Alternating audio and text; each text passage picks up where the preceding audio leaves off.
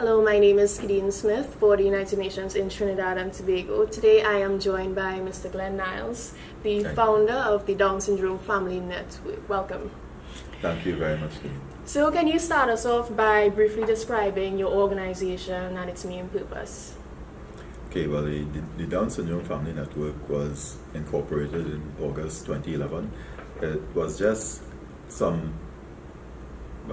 mainly myself. I looked for like-minded parents, and about 5 of us got together and tried to determine what was lacking, because we were all parents of children with Down syndrome, what was lacking.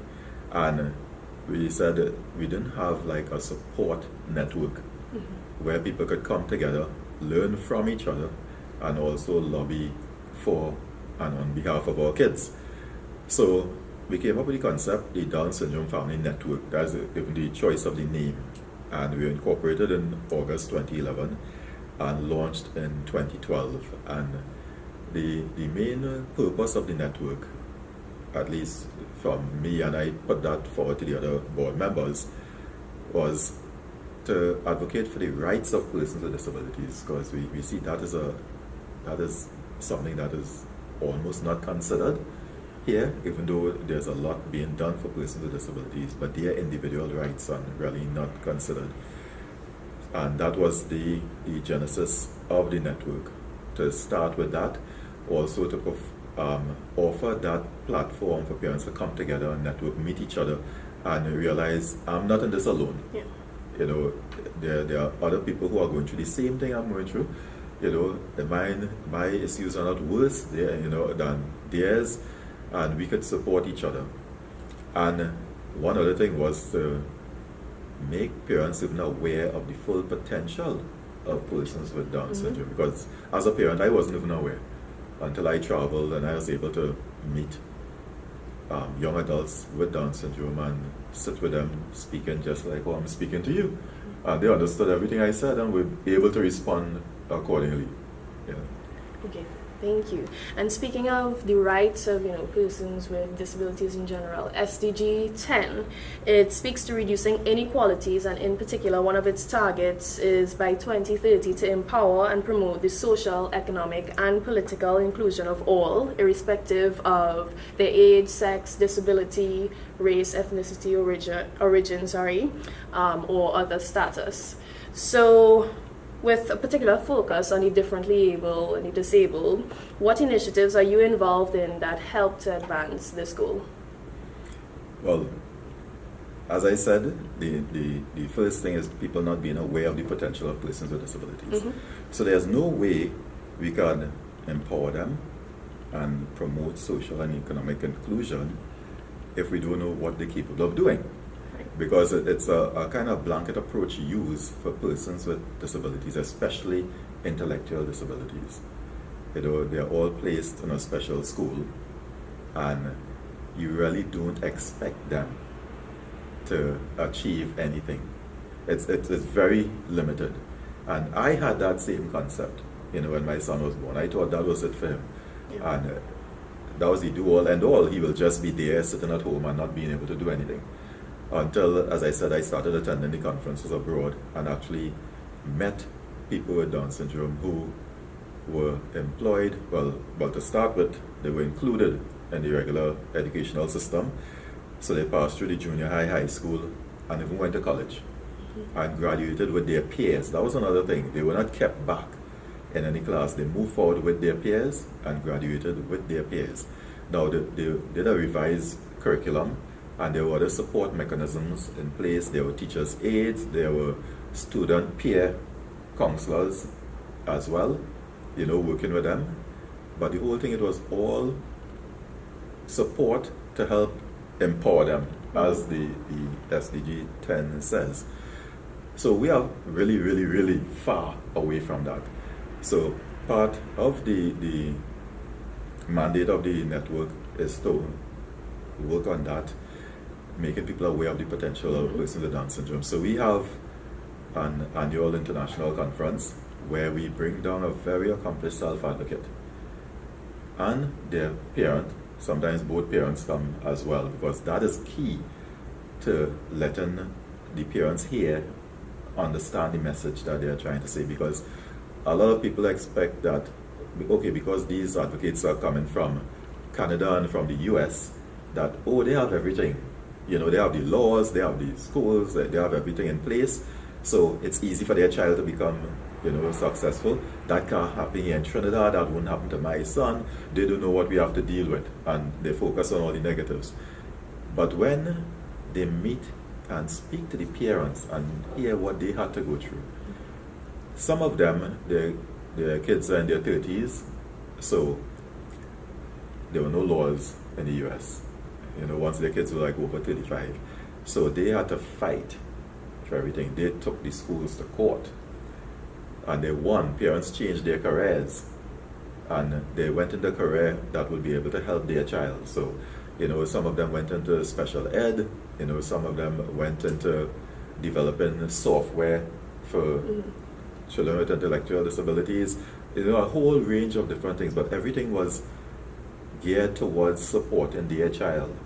And we see the results of that when we look at their kids. So even in the parents' response during their presentation at the conference, they always say that, you know, everybody looks at their child and look at how successful he is, but they didn't see the failures. You know, what they as parents went through and how many times he failed at different things before he was able to succeed at some of the things that we down here are lauding, you know, because our children are so far away from that, and it's not because they cannot do it, it's just because they were never given the opportunity, you know, because we have some of our self-advocates who are very outspoken, who could sit and carry on a conversation. We have Christy D'Souza, who has been on the CNC3 and CCN TV morning edition shows, and even in Tobago, you know, speaking for herself, no prompting, being interviewed by the announcer. Now think of where Christy would have been if she was able, you know, to have been included in that educational system, you know, that we have on paper but has never been implemented. So that is where I think we have to start, and it really starts in the home as well, because parents have to believe in the potential of their kids, and then they could expose that belief to the wider society, because they will expect more from the schools as opposed to just sending them to the schools and realizing that, okay, well, they will never really achieve anything, but they will be happy in the school and they do different curricular activities, and they'll just make them happy, well-rounded individuals, as opposed to empowering them to actually be independent and actually challenge them to see where they could go.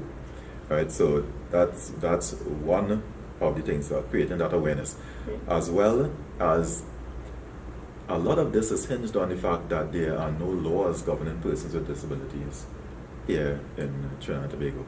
We had the National Policy on Persons with Disabilities from 2007, but from that, no legislation came out of it. So right now, the government of Trinidad and Tobago is in the process of amending that policy. So soon there will be a public consultation on the draft policy, so that parents and educational facilities that offer services to persons with disabilities and other stakeholders would be able to come to the consultations and review that draft policy and put their 2 cents in, which is important. So we are also advocating for that, and our focus is always the rights of persons with disabilities. So I want to talk about some next steps. You kind of mentioned steps that parents should take, you know, to help empower their own children. You mentioned some of the activities that are happening at the national level to move forward. And you yourself, as a parent of a child with Down syndrome, you made that step to form the network, etc. But what are some of the other next steps that need to be taken, not just by individuals or communities, but at the national level, regional level? Right, well, it's just we keep trying to spread this like a virus. So everybody we connect with, you know, we talk to them about it. We are approaching corporate TNT to give some of our self-advocates an opportunity in the work environment. As an internship, probably for 3 months, to start with. My son actually started on one of those internship programs, and he's still with the company after 18 months. So he's almost like part of the family there now. And I mean, everybody's expectations, in fact, we really didn't know what to expect, because this has not really been done. There have been people with Down syndrome working in Trinidad and Tobago, but we don't have like tangible statistics on how successful the initiative was. So with me monitoring exactly what is going on now, with my son, and seeing him grow from strength to strength within the organization, some of the things that we didn't think he would be able to do, he has been able to do. And he just continues to amaze us. And that is what I use and try to send that message out to the other parents. And then it's for the parents now to try and get that message out to the schools and to the community groups that they're in. It's just don't limit them. Megan Bumgar is one of the self-advocates who we brought to our conference last year. She's one of the stars in the reality show Born This Way that's very popular on A&E. She keeps saying that she has several videos on YouTube. Don't limit me. It's all about giving me the opportunity, giving me a chance. Because when we speak to a lot of the service providers, they always say what these kids could do. And I'm like, so how do you know they cannot do this? Yeah. And it's because I lived it. I remember all the things that I didn't allow my son to do, because I thought he will never be able to do it. And now he's doing all those things and more. It's just incredible. He keeps, rising to the challenge and exceeding it. So I'm just, okay, what next? And then what are some of the challenges that you found yourself facing in trying to advocate for the value, acceptance, and inclusion of persons with disabilities? One of the main challenges would be, as I keep saying, it starts in the home. Some of the parents, they are fully ingrained in that concept that their child will never do anything. Mm-hmm. So that is the first barrier that we have to try and get past, because once they do believe in it, it will never happen. Yeah, because they will not try different things. Some parents actually tell me, they say, well, Glenn, you could do that with your son, but that wouldn't happen with my son. And I sometimes I wish, because some people have even suggested it, they say, well, Glenn, why don't you open somewhere? Open an institution. But I'm like, there are a lot of institutions already. But what we try to do is partner with them and try to introduce this new concept. Change what you're doing. Let's try to get away from the charity model where we just take care of persons with disabilities and move towards the social model. Because everybody talks about inclusion, but it isn't heavily practiced. Because when you think about inclusion in its fullest form, you think about that person eventually being able to be a part of society. Yeah. But when, like how my son was, he was in a regular daycare, but then after that, special school after special school after special school. Now, in no way that will prepare him for inclusion. Yeah. Now, that is not saying that there will never be a need for special schools. There will always be a need for special schools. But then it should not be a kind of across the bar, everybody with intellectual disabilities be placed there without any assessment. Because some of the kids don't have to be placed there if they're assessed. And then some of them would be able to leave the special schools, but should be able to leave the special schools after a certain period, because they would have reached a certain level where they could have been reintroduced into a regular school system. Yeah. Right? So it's starting at home, and for the parents to believe that, and then for the school system, because we have our dialogues, dialogue with the Ministry of Education, and we are always in dialogue with the other ministries that offer services to persons with disabilities in just trying to change that mindset and open up that little window of opportunity, and let's see what happens. Let's take the jump, let's be innovative, let's create that change, as opposed to going along with what we have been doing for several years now without any change at all. Yeah.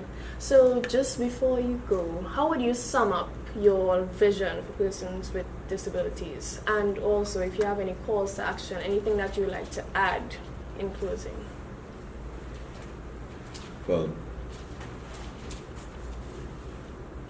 my vision is to actually see persons with disabilities being allowed into the regular educational system, actually seeing them being given that opportunity. Now, some of the children with intellectual disabilities get into the primary school system, but it's not because of any policy, it's more because of the relationship the parent has with the school, if there was a sibling going there before, or if the parent attended there, or if a peer is now the teacher or the principal. So it's like that kind of relationship. And I imagine it works out. Yeah, but still there are some hiccups because some of the teachers, however, are not willing to make the concessions, that is required. And then when they reach out to student support services, the arm of the Ministry of Education that facilitates the teachers' aids, sometimes they don't have, enough persons on staff to be able to implement that program in the school. But I still think it's mostly political will, and that's where I'm hoping that with the draft national policy, hoping that it comes on board quickly and legislation follows, so at least the parents have something besides the Constitution, to work towards to help them improve the future of their child, because this is really a game changer.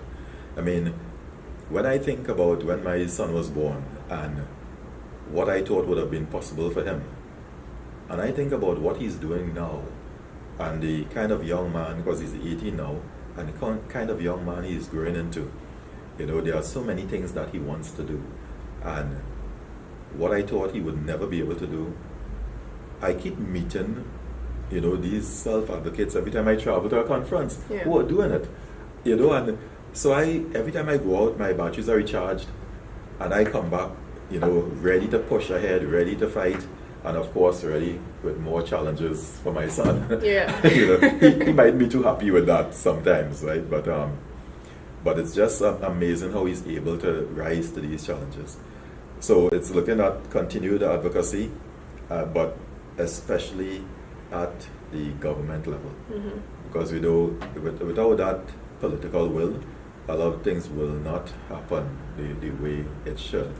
And we send information to them, we let them know about the different conferences, so if they are able to send personnel there and let them see for themselves. Because I always try to tell people that was a real eye-opener for me, attending the National Down Syndrome Congress conference in the US, and meeting these young people with Down syndrome and seeing what they can do. And coming back here and even telling parents about it, seeing some parents change how their whole modus operandi with how they were dealing with their child, and seeing the progress that their children are making even now. So they are beginning to believe in it, and they're like, wow, they didn't even think. They keep sending videos of their child, surpassing different milestones that they didn't think they would be able to surpass. And I just say, just keep challenging them. Yeah. Just keep challenging them. Perfect. And can you remind us where persons can go to find more information about your network, website, social media? Yes. Well, we have our website, dsfamilynetwork.org, dsfamilynetwork.org. We are definitely on Facebook, Down Syndrome Family Network. And if you go through the albums, you'll see albums from the National Down Syndrome Congress Conference, from our conferences, and we also have quarterly workshops. And the thing is, our workshops are attended, and even our conference, they are attended by everyone. It's open to the general public. And we have a lot of people with children with different disabilities, so it's not only for persons with children with Down syndrome. It's for everyone, because we really have to come together as a community if we want to see that difference. So we have some self-advocates, who have other disabilities, and they come to the workshops, they come to the conferences, and we all collaborate in order to effect this change. So the email is dsfamilynetwork@gmail.com, dsfamilynetwork@gmail.com. Okay, perfect. Well, thank you so much. And of course, for more information on what the United Nations is doing in the Caribbean or other areas of sustainable development, you can visit www.2030caribbean.org. Thank you.